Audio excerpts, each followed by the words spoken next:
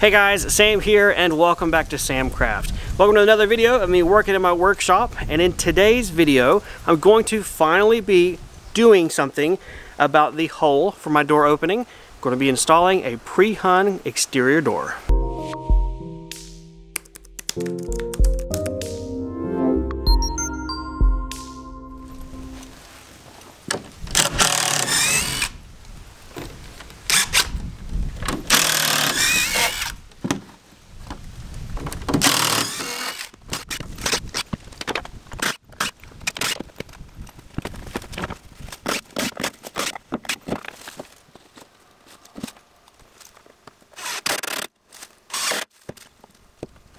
So I started off by taking down our temporary construction ramp that we've had up here for about a month and a half. I removed all of that stuff, and then I went and found the original cutouts from the door and put it back in place down here at their bottom, trying my best to line up that bottom seam of the siding. You guys can also see, since there is a gap now, that whenever I did that original cutout, I kind of cut it inwards at the bottom. So I trimmed this one straight so it looked nice. But that ends up that I have a bad, ugly gap right now. So, oh well, Sam's mess up and trying to hide it in the past has come back to the future to show its ugly face for all of us to enjoy. But that's okay. It goes back to the saying, caulk and paint make me the carpenter I ain't. What I'm going to do next is install some flashing tape. And now, unlike the window flashing, I went and got the original stuff that I've always used that I really like.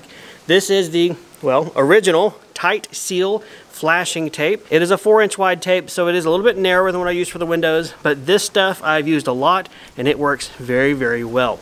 I will be flashing out this opening very similar to how I did my windows, starting with the bottom first, getting it put into place.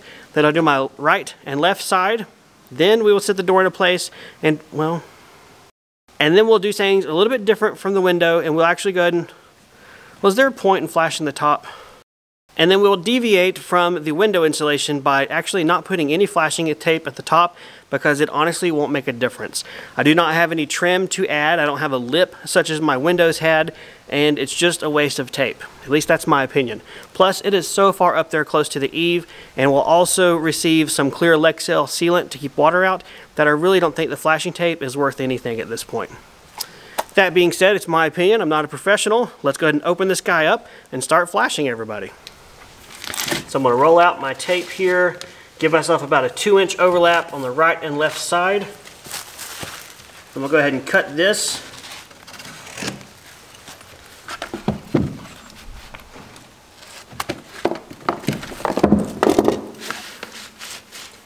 I want to make sure this tape is about halfway in, halfway out. So about right there. That looks good. Let me go ahead and put a little pencil marks here as reference lines.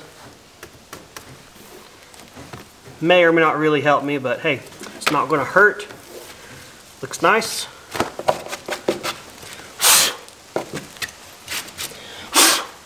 Make sure our surface is clean, and we'll go ahead and peel the backing tape off the back of the flashing tape. As you guys are going to see, that is so much easier than the windows.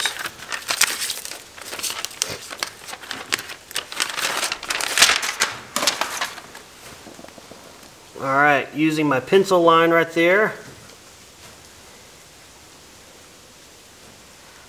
we'll loosely lay it in place and then move it. Good job, Sam. It's a good thing this is not a precision science, right?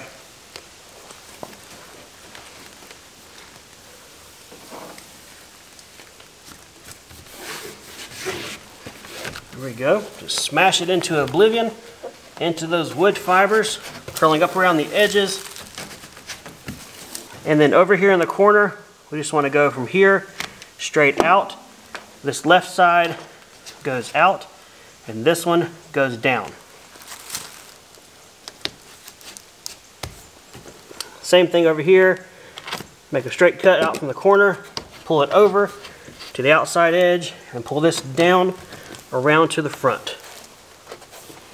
What I'm going to do next is actually cut out a little rectangle here, and it'll just be an extra little piece of insurance right here at the corner.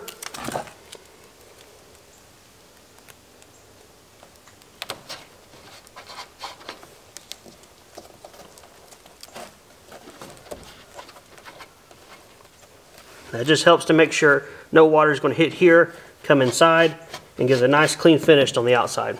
Now we're going to move on to the left side. Again, overlapping about half the width of the tape on the outside, leaving half on the inside to then fold over and wrap around the siding into my door framing. The benefit of a good flashing tape is you can do exactly what I'm doing. I have the piece stuck at the bottom and I'm stretching it and holding it up here with my other hand. Then with this one, simply peeling the backing tape off, keeping everything nice and tight, and it is going exactly where it needs to go, all the way up as high as the tape goes. You can only do this with high quality tape with a good backer, but it makes the world of difference.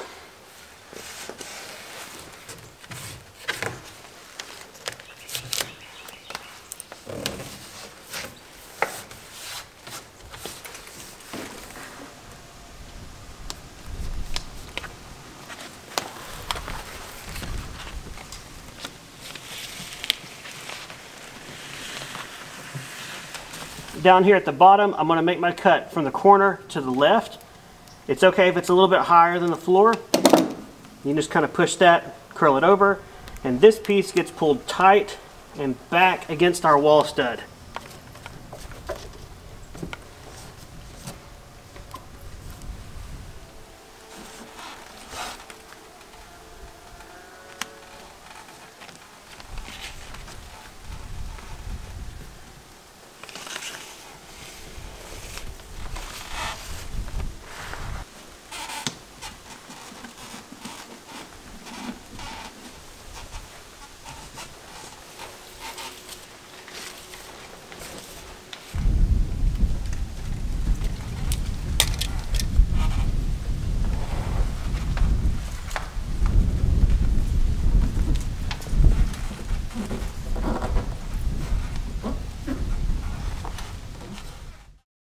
Flashing tape is done. Now it's time to lay down a couple of thick beads of this Lexel sealant, and then we will set the door into place.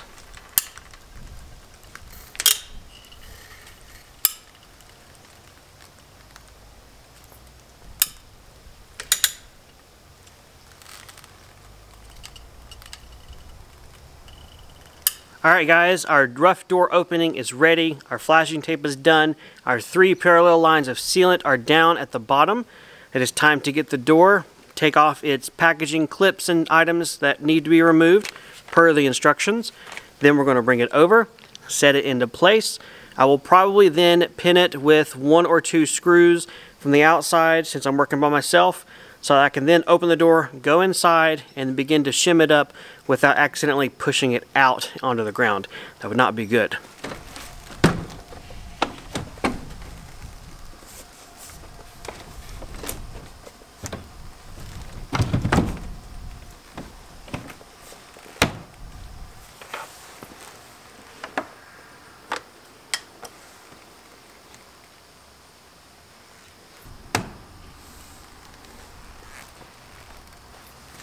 Let's move quick before it falls over. Well, the door is here. It is not in, but it is placed, and I'm standing in the workshop now. This is all great. I have 1 trim screw pinned right over here just to keep it from falling out in case I bump into it and as I work. But I need to show you guys something. And it's one of those things that I debated to show it or not, but I don't think I could hide it. And it's a good example of, I'm a human. I make mistakes.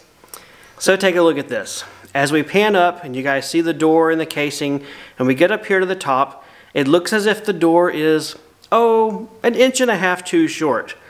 Yeah. Do you know what I did wrong? Whenever I built this wall and I built this door opening, I took my rough door framing height, but I forgot that I was going to cut and remove my bottom plate of the wall, therefore making the door 1.5 inches shorter than how I ended up framing the wall. So, this is a good example of just stuff happens, mistakes happen, and so what I'm going to show you now is how I'm going to fix it. First up, what I'll do is cut a piece of 2x4 to 38 inches, which is our width of our rough opening. Go ahead and attach it and screw it to the bottom of my door header and fill in the space. Put the framing back where it should have been to begin with. Then I'll continue with the door installation as usual inside here. What this will mean though is I will have to do a little bit of flashing, trim, or something outside to seal it up, but that's okay. I have the stuff to work around, I can get it done, and it's a good way to show you guys how to work around something, but also emphasize the importance of when you're framing, just double check and think about all your openings before you cut them, or, well, I don't know, build it to begin with. Either way, a little bit of reality, wanted to share it, and now let's get to fixing it and installing the door. Sorry about the noise, guys. I have a fan on in here because it is quite toasty. So I have the door closed right now, and now I'm going to go through everyone's favorite game called Shim the Door Until the Frame is Square and Lines are Parallel all around. So, the basic name of this game is add some shims until the frame and the door are sitting in here squarely, all of the lines are parallel, and your reveal or your gap around your door the entire way is the same. Using the shims and my small little trim screws, I have everything held in place. It has a perfect reveal, or the gap between the door and the molding or the casing is exactly the same all the way around. So that's what's meant by reveal. It opens and closes nice and smooth. There's no rubbing, no abrasions. So what I'm going to do is go outside using these same little trim screws, go ahead and tack in my outside molding to the wall of the workshop from the outside. Then I'll come back in here and I'll get some long 3-inch long screws and attach them in through the hinges to really lock everything down super tight. Now that everything is done, I can trim these shims off. Simple as using a utility blade, scoring it once, breaking it off. Go to the next one, score, break, and the last one, score it and break it. These are composite or plastic shims, and they're very easy to work with. Last but not least, you'll notice on your door, every hinge is missing a screw. They give you some screws to go with it, but I'm gonna use some of these long ones that I have, 3-inch long screws, drive them in, and this attaches your hinge to your door frame and your door frame to your wall framing.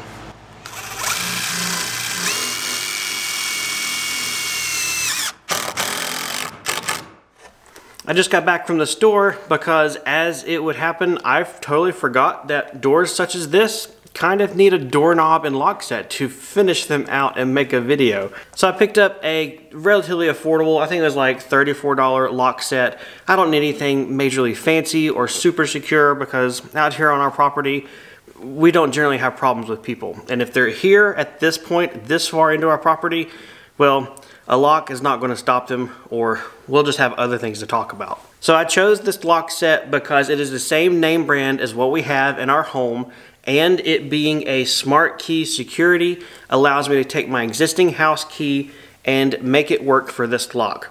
Very, very cool. It saves me from having multiple keys, one for the house, one for the workshop, and it just makes things so much simpler.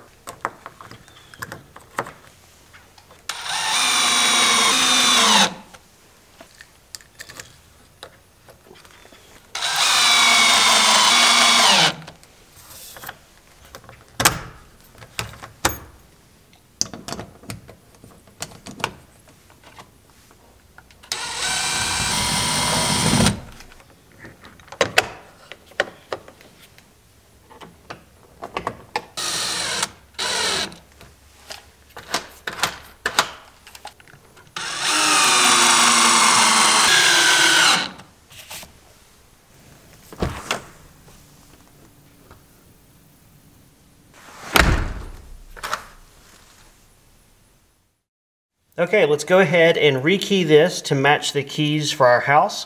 Using the key set that comes with the lock set, put it in, turn it 90 degrees to the right.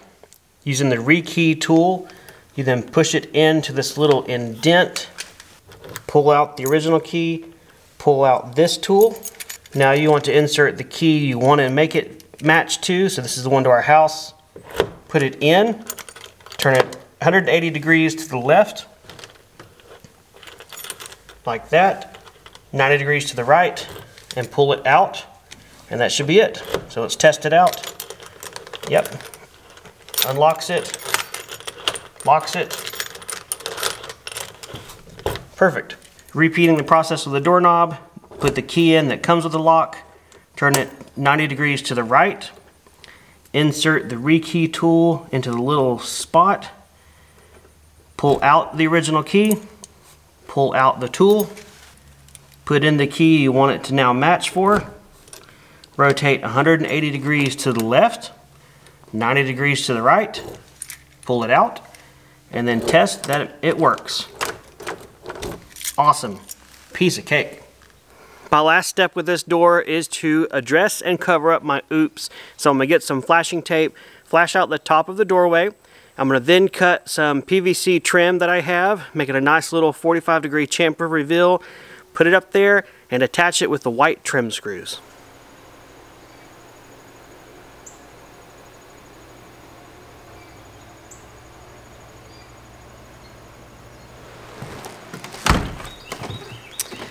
There we have it, guys. The door is installed in the workshop. This place is a lot more secure now, but even more importantly, it looks nice. This guy's looking official. Very nice. I went ahead and trimmed off the excess flashing tape from the right, left, and top of the door, and I'll tell you this much. Buying the quality stuff is great unless you want to go to peel it off and make your edges look clean. This stuff really, really sticks, which is great. It does its job. But just be warned, if you go to want to peel this off like I did, be prepared for this to take about 15 to 20 minutes. Yeah, but that's all right. It's a small amount of time investment for a nice looking result. And given my oops and my mess up there, it looks good. Everything looks nice. It is weather tight. It is sealed up. It does not look like I messed up necessarily. And it is done. Well, if you guys got any questions or comments about this video or anything else you've seen, leave me a comment down below. Also, don't forget, if you've just popped and dropped on this one video, there's a link to a full video playlist down below showing this entire workshop build from breaking ground to this point and on into the future. Otherwise, thanks for watching as always. Take care, and I'll see you guys next time working on the workshop.